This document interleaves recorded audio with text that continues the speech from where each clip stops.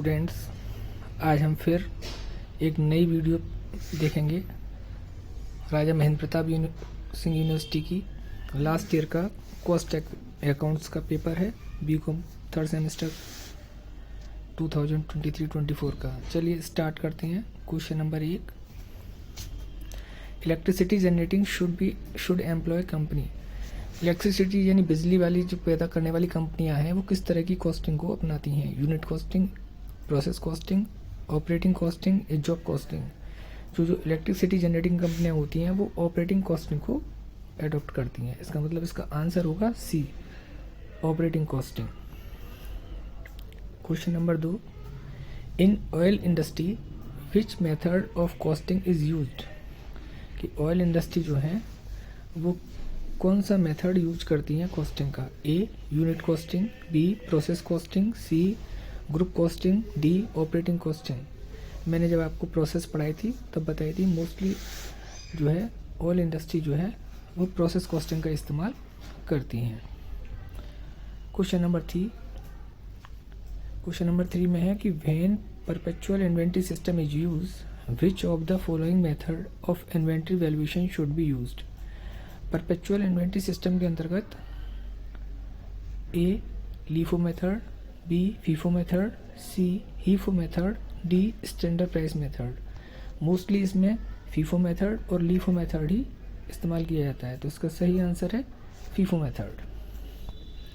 Question number 4, when is BED analysis method used. इसके option है ए machine are used, B material are used, C labours are used, D overheads are used. इसका सही answer है machine are used. जब machine इस्तेमाल की जाती है अधिकतर तो हम इस मेथड का इस्तेमाल करते हैं। Question number 5, which of the following method is inventory valuation is based of accounting conservation convention of A cost price method, B market price method, C market price and cost price which ever is lesser, D market price and cost price which ever is higher. तो सही option ये है कि बाजार मूल्य और क्रय मूल्य में से जो कम होता है उसको ही हम इस्तेमाल करते हैं, हमारी यही परंपरा है। तो इसका सही ऑप्शन है C, market price and cost price which ever is less. Question number 6, wages sheet is prepare by A time keeping department, B personal department, C payroll department, D all the above. Wages sheet जो prepare की जाती है वो किसके द्वारा बनाई जाती है? ये बनाई जाती है पेरोल डिपार्टमेंट के द्वारा, वेतन विभाग के द्वारा बनाई जाती है। चलिए question number 7, Rowan premium plan is an improvement over. Rowan premium plan किस प्लान को इम्प्रूवमेंट करके बनाया था? A Taylor plant, B Gantt bonus plan, C Halsey premium plan, D none of the above. तो इसका सही answer है कि हाल से प्रीमियम प्लान की जो कमियां थी उसे दूर करके रोवन प्रीमियम प्लान बनाया गया। Question number 8, factory overheads are recover as percentage of. Factory overheads जो है किसके परसेंटेज के रूप में दिखाई जाती हैं? A direct materials, B direct wages, C factory cost, D prime cost. इसका सही आंसर है B direct wages. Factory overheads direct wages के ऊपर दिखाई जाती हैं। Question number 9, machine hour rate method is the method of absorption of A factory overheads, B administration overheads, C selling overheads, D distribution overheads. Machine hour rate जो है वो method है factory overheads के। Question number 10, prime cost is also known as. Prime cost को किस नाम से जाना जाता है? A direct cost, B indirect cost, C first cost, D all the above. तो प्राइम कॉस्ट को डायरेक्ट कॉस्ट के नाम से जाना जाता है या फर्स्ट कॉस्ट के नाम से जाना जाता है, इनडायरेक्ट कॉस्ट के नाम से नहीं जाना जाता प्राइम कॉस्ट को। तो इसका आंसर ए और सी। मोस्टली बच्चों ने ए पढ़ रखा होगा तो आप ए के संग भी जाएं, लेकिन सी भी इसका सही आंसर है। Question number 11, total of work cost and office overheads is called. Work cost और ऑफिस ओवरहेड्स को टोटल को क्या कहते हैं? आपने कॉस्ट शीट याद करी होगी। तो कॉस्ट शीट में जब प्राइम कॉस्ट होता है उसमें फैक्ट्री ओवरहेड्स जोड़ते हैं तो फैक्ट्री कॉस्ट बनती है, या वर्क कॉस्ट बनती है। उसमें ऑफिस ओवरहेड्स जोड़ते हैं तो कॉस्ट ऑफ प्रोडक्शन बनता है। तो क्या बनता है? कॉस्ट ऑफ प्रोडक्शन, क्योंकि वर्क कॉस्ट तो already factory cost option A तो हो ही नहीं सकता, और ऑप्शन सी वर्क कॉस्ट से ही पहले बनती है। तो इसका सही आंसर है cost option B, cost of production. Question number 12, in the statement of cost realisation value of scrap is deducted from. Statement of cost में स्क्रैप वैल्यू जो होती है उसे कहाँ पर वसूल किया जाता है? तो उसे फैक्ट्री ओवरहेड्स के ऐड करने के बाद सबसे लास्ट में जो है लेस कर दिया जाता है वर्क कॉस्ट निकालने से पहले। तो कहाँ पे एडजस्ट किया जाता है? वर्क कॉस्ट में से। ठीक है, जिसका ऑप्शन होगा A. Question number 13, which of the following item is not include in financial books. इनमें से कौन सा ऐसा आइटम है या कौन सी ऐसी मद है जो कि फाइनेंशियल बुक में ऐड नहीं होती है? A, rent of own house, B, amount of goodwill written off, C, loss on sale of furniture, D, dividend receive. Dividend receive जाता है, loss on sale of furniture जाती है फाइनेंशियल बुक्स में, amount of goodwill written off जाता है, जो नहीं जाता वो है रेंट ऑफ ओन हाउस। इसका मतलब option number A is right. Question number 14, in process costing per unit increase because. एक प्रोसेस कॉस्टिंग में पर यूनिट इंक्रीज होती है कब? ए, नॉर्मल लॉस, बी, एब नॉर्मल लॉस, सी, नॉर्मल गेन, और बी, एब नॉर्मल गेन। तो जो नॉर्मल लॉस की स्थिति होती है वो प्रोसेस कॉस्टिंग में कॉस्ट पर यूनिट को इंक्रीज कर देती है। Question number 15, A bakery product cake, biscuit and bread. ये 3 तरह के प्रोडक्ट हैं, केक है, बिस्कुट है और ब्रेड है। These product should be treat as. इसके ऑप्शन दे रखे हैं, A joint product, B co product, C by product, D sub product. Sub product वो होते हैं जो उसके सब्स्टिट्यूट रूप में जो हमें प्रोडक्ट मिलते हैं वो सब प्रोडक्ट होते हैं। बाई प्रोडक्ट वो होते हैं जो एक प्रोडक्ट बनाने के साथ दूसरे प्रोडक्ट बनते हैं, उसे बाई प्रोडक्ट कहते हैं। तो इसका आंसर है बी, को प्रोडक्ट, सह उत्पाद। Question number 16, A process loss that does not affect the cost per unit.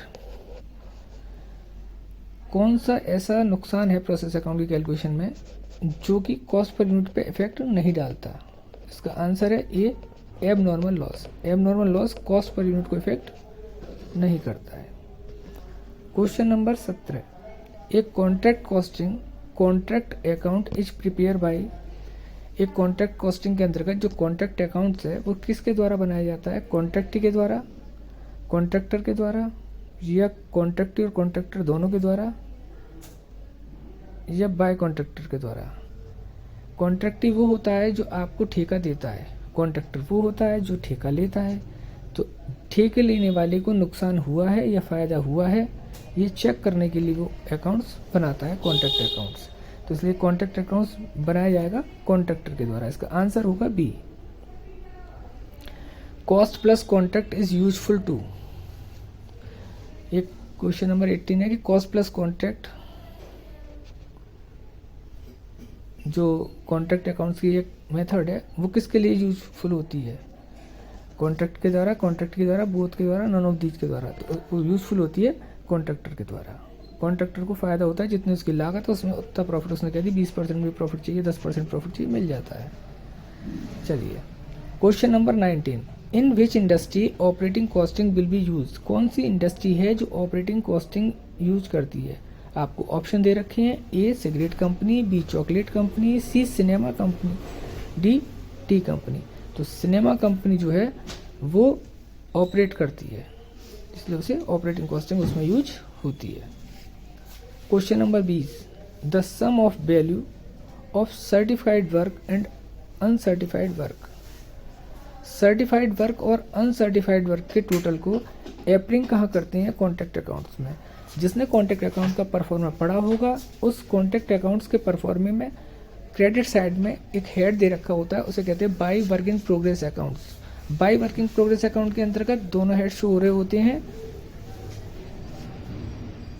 Work certified और वर्क अनसर्टिफाइड, इसलिए इन दोनों को टोटल को कहते हैं वर्क इन प्रोग्रेस। तो हमारा आंसर होगा B, work in progress accounts.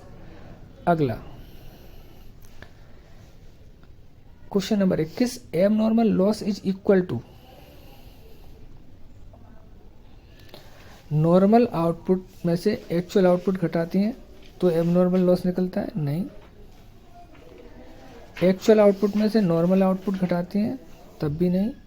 Both of the above, नहीं। None of the above, yes. इसमें से कोई नहीं, क्योंकि एबनॉर्मल लॉस निकालने के लिए आपको नॉर्मल आउटपुट में से वेस्टेज घटानी है, लॉस ऑफ वेट घटाना है, उसके बाद नॉर्मल आउटपुट घटानी है। उस सबको घटाने के बाद यदि फिर भी डिफरेंस होता है तो वो एबनॉर्मल लॉस की कैटेगरी को बिलोंग करता है। चलिए क्वेश्चन नंबर 22 पढ़ते हैं। Interest on capital is. Interest on capital क्या है, A sunk cost, B imputed cost, C direct cost, D indirect cost. जो इंटरेस्ट ऑन कैपिटल है वो एक इनडायरेक्ट कॉस्ट है, वो डायरेक्ट प्रोडक्ट बनाने पे तो काम करती नहीं है, इसलिए उसे इनडायरेक्ट कॉस्ट कहते हैं। Question number 23, flux method is used to calculate. जब हमने लेबर पढ़ाई थी, लेबर पेमेंट सिस्टम पढ़ाया था, तब ये फ्लेक्स मेथड पढ़ाया था। तो ये कहता है कि फ्लेक्स मेथड कहाँ पर यूज होता है। फ्लेक्स मेथड यूज होता है लेबर टर्नओवर निकालने में। फ्लेक्स मेथड का डेटा टर्नओवर से और स्टॉक टर्नओवर से कोई लेना देना नहीं है। लेबर टर्नओवर रेशियो निकालते वक्त फ्लेक्स मेथड का इस्तेमाल किया जाता है। तो उसका आंसर होगा C, labour turnover. Question number 24, under Halsey premium plan to time saved is shared by employee. A 110, B 115, C 50, D 120। जो हाल से प्रीमियम प्लान है उसके अंतर्गत जितना लेबर समय बचाती है उसका 50% बोनस के रूप में उसे प्रोवाइड करते हैं। तो इसका सही आंसर है C, 50%। Question number 25, in case of incomplete contract, अपूर्ण ठेके के संबंध में, if work certified work is less than 25% of contract price, amount will be transfer to profit and loss account. भाई ये जो इनकम्प्लीट कॉन्ट्रैक्ट की दशा में जो रूल है वो ये है कि यदि वर्क इनकम्प्लीट है और वो लेस देन 25% है तो कोई भी पैसा प्रॉफिट एंड लॉस में ट्रांसफ़र नहीं होगा। सारा का सारा कहाँ जाएगा, WIP में। और यदि 25% से 50%, 25% या more than 25% but less than 50%, तो फॉर्मूला लगता है total profit into cash receive upon work certified into 1/3। और यदि 50% या उससे ज़्यादा है तो फॉर्मूला लगता है total profit into 2/3 into cash receive into work certified. यानी कि यहाँ पर तो लेस देन 25% दे रखा है तो पूरा का पूरा पैसा कहीं नहीं जाएगा। तो इसका आंसर होगा D, no profit will be transferred. Question number 26, in contract costing payment of cash to the contractor is made on the basis of.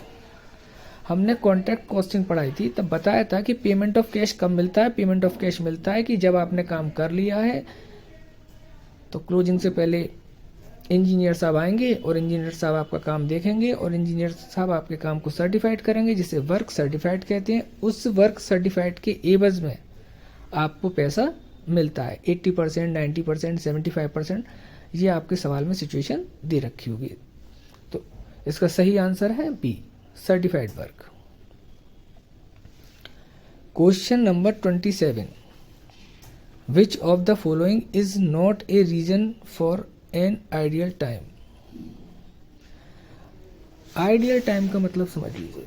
Ideal time होता है व्यर्थहीन समय, टाइम पास करती हैं, पैसे तो उसके भी मिलते हैं। अब इनमें से कौन सा रीज़न नहीं है आइडियल टाइम का? देखिए 4 ऑप्शन दे रखे हैं। A, wages rate increase, B, machine break down, C, illness of injury of to worker, D, no ability to material. देखिए अगर आपके साइड पर मटेरियल ही नहीं है तो आप दोष नहीं देंगे, लेबर खाली बैठेगी। दूसरा, लेबर बीमार हो गई या उसे इंजरी हो गई, खाली बैठेगी। मशीन खराब हो गई, ब्रेकडाउन हो गया मशीन का, लेबर खाली बैठेगी। बट वेजेस रेट इंक्रीज, ये जो है आइडियल टाइम का कोई रीज़न नहीं है। तो हम ऑप्शन ए के साथ जाएंगे, option A, wages rate increase. 28, total of the all direct cost is term as. जितनी भी डायरेक्ट कॉस्ट होती है उसकी जो टर्म होती है वो कहलाती है प्राइम कॉस्ट। इसके ऑप्शन दे रखे हैं। A, prime cost, B, work cost, C, cost of sale, D, cost of production. तो इसका सही आंसर है A, prime cost. Element of cost, H या R, A, material only, labour only, C, expenses only. नहीं, element cost का मतलब है D option, material, labour और एक्सपेंसेस, तीनों मिलकर बनती है एलिमेंट ऑफ कॉस्ट। चलिए क्वेश्चन नंबर 30 पढ़ते हैं। Fix cost is A cost. Fix cost किस तरह की कॉस्ट है? ए, विच चेंज इन टोटल, नहीं जी नहीं, वो तो 0 पे भी वही रहती है और 100 पे भी वही रहती है।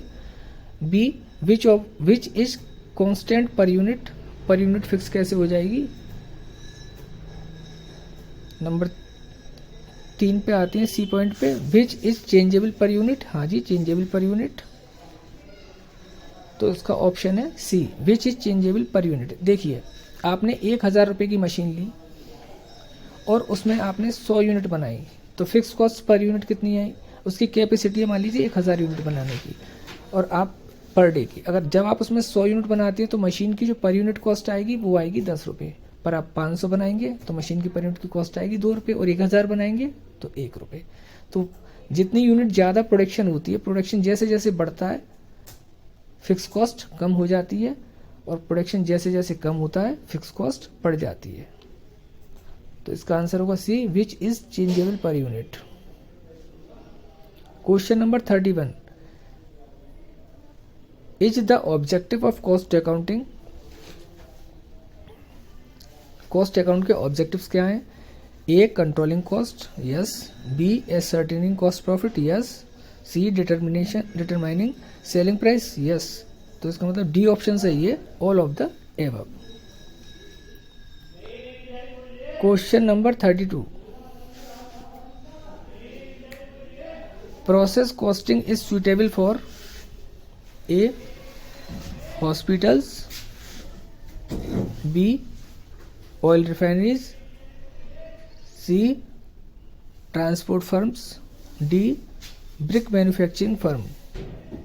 प्रोसेस कॉस्टिंग जो सूटेबल होती है वो ऑयल रिफाइनरी फर्म्स के लिए होती है।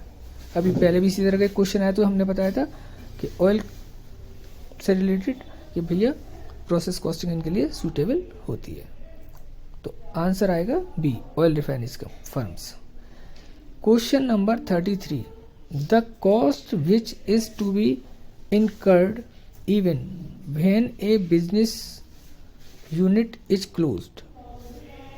Input cost, historical cost, sunk cost और शट डाउन कॉस्ट। तो इसका सही आंसर है shut down cost. Prime cost is known as, prime cost को किस नाम से जाना जाता है? First cost, direct cost, flat cost या ऑल ऑफ द एबव। जी हाँ, फर्स्ट कॉस्ट को तीनों नामों से जाना जाता है, तो इसका सही आंसर होगा D, all the above. Question number 35, loss of material due to fire is treated as.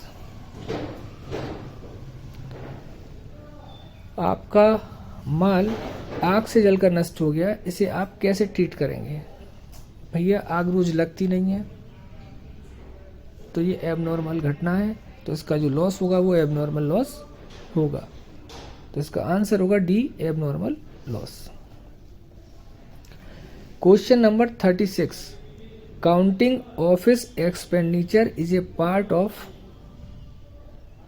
Selling overheads, administration overheads, factory overheads और ऑफिस या नॉन ऑफ दीज। तो काउंटिंग ऑफिस एक्सपेंडिचर जो है वो ऑफिस ओवरहेड्स में आता है, तो ऑफिस ओवरहेड्स यानी एडमिनिस्ट्रेशन ओवरहेड्स, तो इसका आंसर होगा बी।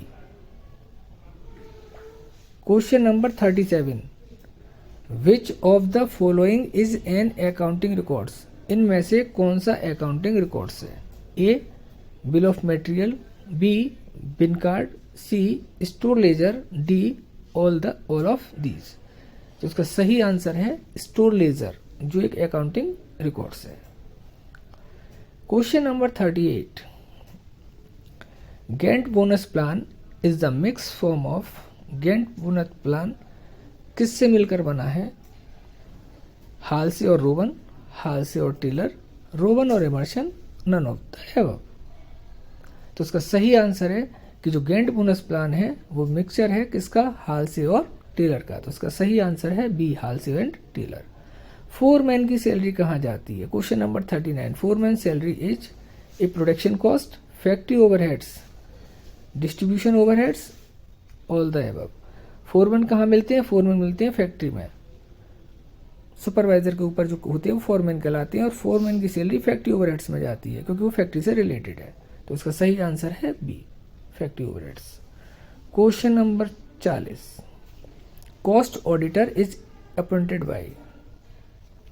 किसी भी कंपनी में कॉस्ट ऑडिटर को अपॉइंट करते हैं कंपनी के बोर्ड ऑफ डायरेक्टर। ऑडिटर की नियुक्ति बोर्ड ऑफ डायरेक्टर के द्वारा की जाती है, जब वो नहीं करते तब अदर ऑप्शन होता है कि सेंट्रल गवर्नमेंट करेगी, वो लिख के देंगे कि भाई हम नहीं कर पाए। सही है, तो cost auditor is appointed by board of director, तो आंसर आएगा C, board of directors. Telephone expenses are A fix, B variable, C semi variable, D none of the above. तो इसका सही आंसर है C, semi variable. A process loss that does not effect the cost per unit is. एक process में कोई loss होता है वो इफेक्ट नहीं गिरता है कॉस्ट पर यूनिट को, उसे क्या कहते हैं? उसे कहते हैं, अभी बताया था पहले कि एबनॉर्मल लॉस। एबनॉर्मल लॉस से कॉस्ट पर यूनिट पर कोई इफेक्ट नहीं पड़ता, तो सही आंसर ए होगा, abnormal loss. Question number 43, which of the following is not a factory on cost. Factory on cost का मतलब फैक्ट्री ओवरहेड्स। इनमें से कौन सा फैक्ट्री ओवरहेड्स के अंतर्गत नहीं आता? A bad debts, B fuel and power, C repair of plant and machinery, D normal wastage. जी हाँ, नॉर्मल वेस्टेज आता है, repair of plant and machinery आती है, फ्यूल एंड पावर आता है, बट बेड डेब्ट्स नहीं आता है फैक्ट्री ऑन कॉस्ट में। तो इसका मतलब option A, bad debts. Question number 44, if cash receive is ₹1,20,000 which is 80% of work certified, then work certified will be। मैंने बताया था कि भैया जितना वर्क सर्टिफाइड होता है उसका 80%, 90%, 75% आपको कैश में पैसा मिलता है। अब प्रश्न में कह रहा है कि आपको 1,20,000 रुपये मिला है कैश में, अब आपको ये बताना है कि वर्क सर्टिफाइड कितना है। तो 1,20,000 बटे 80 इंटू 100, तो कैलकुलेट करने के बाद अमाउंट आता है 1,50,000। कितना आता है? 1,50,000। तो हम जाते हैं ऑप्शन डी के साथ, ऑप्शन डी 1,50,000 रुपये। चलिए पढ़ते हैं question number 45, which of the following is not mentioned in bin card. Bin card वो होता है जो कि उस कंटेनर के बाहर लटका होता है, जिससे पता चल सके कितना मटेरियल है इसमें, कितना मटेरियल आता है इसमें, कितना बचा है इसमें, कितना इसमें से इशू कर सकता, पर उसमें ये नहीं लिखा होता कि इस मटेरियल की कीमत कितनी है। तो इसमें option number B, price of material is not mention in pin card. ठीक, तो हम आंसर बी के साथ गए, price of material. Question number 46, the use of FIFO method is suitable. FIFO method यानी फर्स्ट इन फर्स्ट आउट कब suitable होता है? मार्केट में अचानक तेजी है, कल का कोई भरोसा नहीं है कि प्राइस टूट जाए। अब तो आदमी क्या करता है कि चलो भाई, पर जब अचानक ऐसा लग रहा है कि रेट गिरते ही जा रहे हैं, तो हम फीफो मेथड सबसे पहले इस्तेमाल करते हैं। ये कहते हैं भैया जो हम पे कल का रखा उसी को बेच लो, आज तो फिर रेट नीचे के खुलेंगे इसके। तो हम जाते हैं, ऑप्शन है हमारे पास A at rising price, B at falling price, C at constant price, D none of the above. तो हम गए आंसर नंबर, इसका सही answer B, at falling price. Question number 47, an example of variable cost is. Variable cost कौन सी cost होती है भाई? वेरिएबल कॉस्ट वो है जो प्रोडक्शन के साथ बढ़े और प्रोडक्शन के साथ घटे। अगर हम 100 यूनिट बना रहे हैं तो प्रोडक्शन कॉस्ट बढ़ेगी, वेरिएबल कॉस्ट नहीं बना रहे तो वेरिएबल कॉस्ट जीरो होगी। इनकम टैक्स का कोई रिलेशन नहीं होता है कॉस्ट से।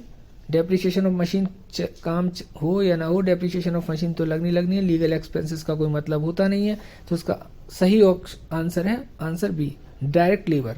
डायरेक्ट लेबर प्रोडक्ट पर डायरेक्ट लगती है, प्रोडक्ट बनेगा तो लेबर लगेगी, नहीं बनेगा तो नहीं लगेगी। तो वेरिएबल कॉस्ट का सही आंसर हुआ example B, direct labour. Question number 48, unit of cost use in passenger transport. Passenger transport में की जो कॉस्ट है उसको किस तरह से कैलकुलेट करते हैं? पर किलोवाट आवर्स, पर कुंटल, पर पैसेंजर किलोमीटर, पर टन किलोमीटर। तो पैसेंजर ट्रांसपोर्ट है तो पर पैसेंजर किलोमीटर कैलकुलेट करते हैं, जिससे कि हम अपना फेयर रेंट बना सकें।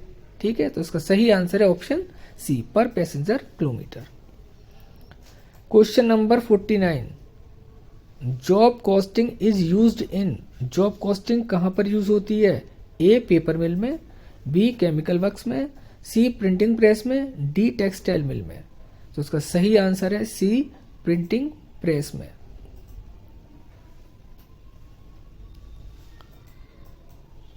Question number 50, administration overheads are recover as a percentage of. Administration overheads recover किए जाते हैं परसेंटेज के रूप में किस पे? ऑफिस ओवरहेड्स पे, office cost, direct material, prime cost और वर्क कॉस्ट। तो वर्क कॉस्ट के अंतर्गत ऑफिस के जो है ओवरहेड्स वो कैलकुलेट किए जाते हैं। तो इसका आंसर होगा D. Question number 51, time and motion studies conducted by. Time और motion studies conducted by A time keeping department, 2 personnel department, C payroll department, D engineering department. तो इसका सही आंसर है डी, इंजीनियरिंग डिपार्टमेंट। चलिए पढ़ते हैं question number 52, loss in incomplete contract is transfer to. Incomplete contract में यदि आपको नुकसान होता है तो नुकसान कहां ट्रांसफर होगा? A profit and loss account, B balance sheet, C reserve, D none of these. तो उसका सही आंसर है A, profit and loss account. Question number 53, which of the following is not an element of cost.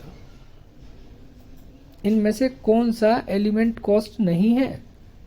A wages, B supervisor salary, C advertisement expenses, D interest on capital.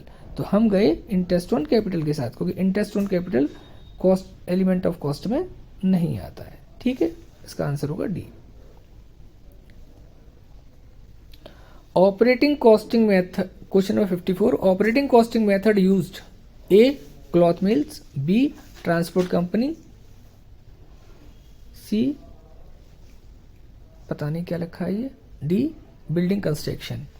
तो operating costing method use करते हैं transport companies. ठीक है, transport company जो है वो operating costing method use करती हैं। चलिए question number 55, value of material in category A is ABC analysis is. हम ऑल्टरनेटिव मटेरियल कंट्रोल सिस्टम की जो एनालिसिस है उसमें मटेरियल ए की जो कैटेगरी है उसमें वैल्यू कैसी होती है मटेरियल की। चलिए, A more than category B, B more than all category, C more than C category, D less than all category. A category के अंतर्गत वो माल आता है जो कि टोटल क्वांटिटी का 5 या 10% होता है, पर टोटल प्राइस का 70 to 80% होता है। तो इसलिए उसकी जो वैल्यूएशन होती है वो सबसे ज्यादा होती है। तो मोर देन ऑल कैटेगरी इसका सही आंसर है, मोर देन ऑल कैटेगरी, तो इसका सही answer B. Question number 56, indirect labour expenses include in. Indirect labour expenses कहाँ जाते हैं? डायरेक्ट जाते हैं प्राइम कॉस्ट में, और इनडायरेक्ट जाते हैं लेबर एक्सपेंसेस फैक्ट्री ओवरहेड्स में। अगर आपसे आए कि डायरेक्ट लेबर एक्सपेंसेस कहाँ जाते हैं, तो प्राइम कॉस्ट में जाते हैं, और इनडायरेक्ट लेबर एक्सपेंसेस कहाँ जाते हैं, वो फैक्ट्री ओवरहेड्स में जाते हैं। तो इसका सही आंसर होगा ए फैक्ट्री ओवरहेड्स।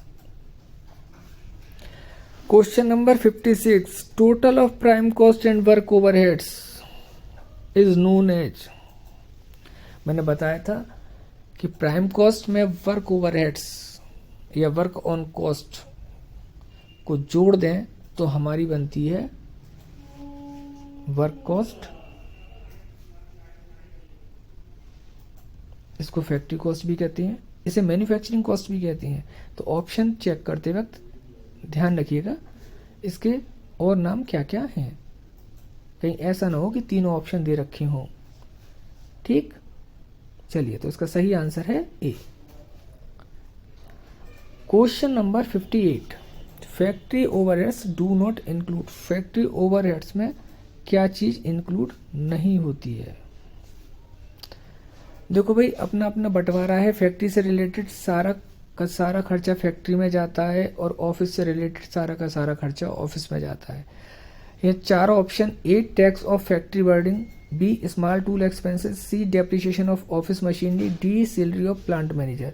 देखने से पता चल रहा है कि भैया ये ऑफिस का खर्चा है, डेप्रिसिएशन ऑफ ऑफिस मशीन, तो ये नहीं जाएगा फैक्ट्री ओवरहेड्स में। तो हमारा सही आंसर होगा सी। सही है। तो question number 59, indirect material used to production is classified as. अभी आपको बताए थे डायरेक्ट मटेरियल जाता है, डायरेक्ट लेबर जाती है, डायरेक्ट ओवरहेड्स जाती हैं प्राइम कॉस्ट में, और इनडायरेक्ट मटेरियल, इनडायरेक्ट लेबर और इनडायरेक्ट ओवरहेड्स जाते हैं फैक्ट्री में।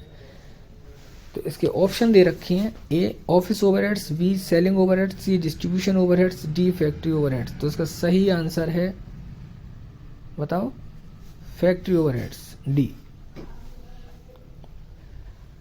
चलिए साहब, question number 60, tender is an. Tender क्या है? A estimation of profit, B estimation of cost, C estimation of selling price, D estimation of unit. Tender एक paper होता है जो हम अप्लाई करते हैं, उसके बाद पास जिसे वो माल चाहिए हम उसे भर के देती हैं कि भाई हम इस कीमत पे आपको माल दे सकते हैं। तो हम अनुमान तय लगाते हैं, एस्टिमेशन ऑफ सेलिंग प्राइस, हम आपको माल किस कीमत में बेचेंगे इस बात का एस्टिमेशन लगा के हम उस पेपर को उन्हें देते हैं कि भाई इतने में चाहिए तो आप हमसे ले लो। तो tender is an estimation of selling price. इसका सही आंसर होगा C. Question number 61, cost accounting concept include all the following except. Cost accounting concept में इसे छोड़ के ऑल द फॉलोइंग एक्सेप्ट, ठीक है। A planning, B controlling, C profit sharing, D product costing. तो प्लानिंग होती है, कंट्रोलिंग होती है, प्रोडक्ट कॉस्टिंग होती है, पर प्रॉफिट शेयरिंग नहीं होती है। तो इसका सही आंसर होगा सी, प्रॉफिट शेयरिंग। चलिए question number 62, cost unit of a sugar industry can be A per litre, B per ton, C per एकड़, डी पर मीटर। तो शुगर इंडस्ट्री में जो कॉस्ट होती है वो होती है पर टन। इसका आंसर होगा B, per ton. Contract costing is usually applicable in. Contract costing कहाँ पर मोस्टली अधिकतर इस्तेमाल की जाती है? कंस्ट्रक्शन वर्क में। तो इसका सही आंसर होता है ए, कंस्ट्रक्शनल वर्क में। Question number 64, which of the following is not N avoidable causes of labour turnover. चलिए साहब, अवॉइडेबल कॉजेज ढूंढते हैं लेबर टर्नओवर के लिए। A dissatisfaction with job, B lack of training facility, C low wages and allowance, D disability marking a work unit of work. तो इसका सही answer है disability marking a work unit of work.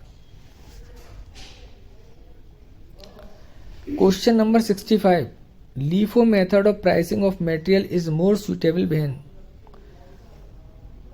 LIFO method कब material issue करते में suitable रहता है? एक, material prices are rising, material price are falling, material price are constant, और मटेरियल प्राइस आर फ्लक्चुएटिंग। यानी कि जब आपकी कीमतें लगातार बढ़ रही हों, जब आपकी कीमतें लगातार कम हो रही हों, जब आपकी कीमतें स्थिर रहती हों, जब आपकी कीमतों में उतार चढ़ाव होता हो। तो सही आंसर है कि A, material price are rising. LIFO method में कीमत बढ़ रही है, पुराना माल है तुरंत बेच दो, कम कीमत का खरीदा हुआ है। चलिए question number 66,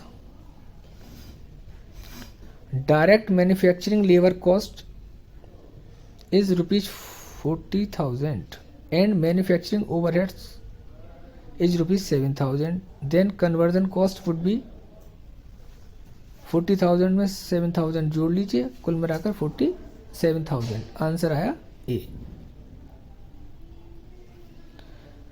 question number 67, cost which is changeable as per the production known as. अभी बताया था प्रोडक्शन के साथ घटती है और बढ़ती है वो वेरिएबल कॉस्ट होती है। इसके ऑप्शंस हैं A fix cost, B variable cost, C total cost, D semi variable cost. हम जाएंगे बी के साथ, variable cost. Reorder level is calculate as maximum consumption into maximum reorder period, minimum consumption into minimum reorder period, C half of minimum plus maximum consumption, और D maximum level minus maximum minimum level. रीऑर्डर लेवल एक ऐसी जगह है जहां पर company को अपने लिए दोबारा माल मंगाने का ऑर्डर दे देना चाहिए। अगर नहीं देगी तो फैक्ट्री में माल की शॉर्टेज होगी, लेबर बैठी रहेगी। तो मैक्सिमम कंजम्पशन कि आपका एक दिन में जितना मैक्सिमम इस्तेमाल कर सकते हैं वो इस्तेमाल करने की unit, into maximum reorder period कि आपका माल अधिक से अधिक कितने दिन में आ जाता है, उनका गुणा कर लीजिए और ऑर्डर लगा दीजिए।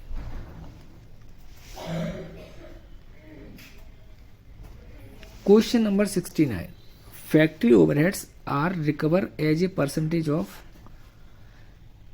फैक्ट्री ओवरहेड्स जो है रिकवर किए जाते हैं किस पर परसेंटेज के रूप में? डायरेक्ट मटेरियल पर, डायरेक्ट वेजेस पे, प्राइम कॉस्ट पे, ऑल ऑफ द अबव? नहीं, डायरेक्ट वेजेस पे किए जाते हैं फैक्ट्री ओवरहेड्स। तो इसका सही आंसर होगा B, direct wages. Question number 70, which of the following is not a factory overheads. इसमें से कौन सा फैक्ट्री ओवरहेड्स नहीं है?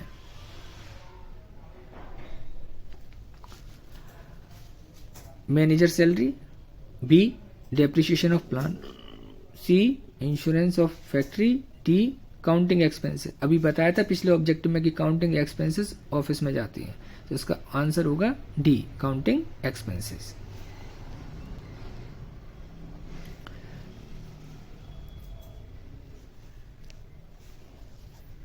क्वेश्चन नंबर 71,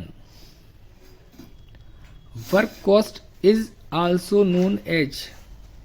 वर्क कॉस्ट को किस नाम से जाना जाता है? A cost of production, B manufacturing cost, C total cost, D none of these. तो जब मैंने अभी पहले क्वेश्चन पढ़ाया था तो आपको बताया था कि वर्क कॉस्ट को मैन्युफैक्चरिंग कॉस्ट भी कहती हैं, तो उसका सही आंसर है B, manufacturing cost.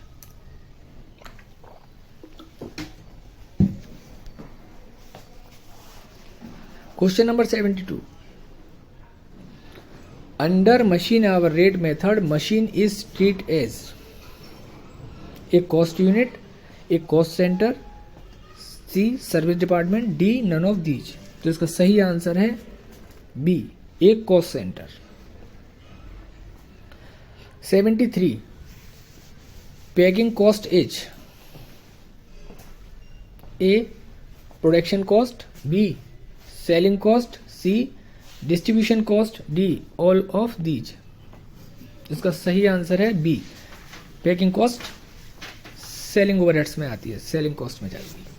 Question number 74, which of the following is not factory overheads? A factory insurance, B depreciation on plant, C drawing office salary और डी सैलरी।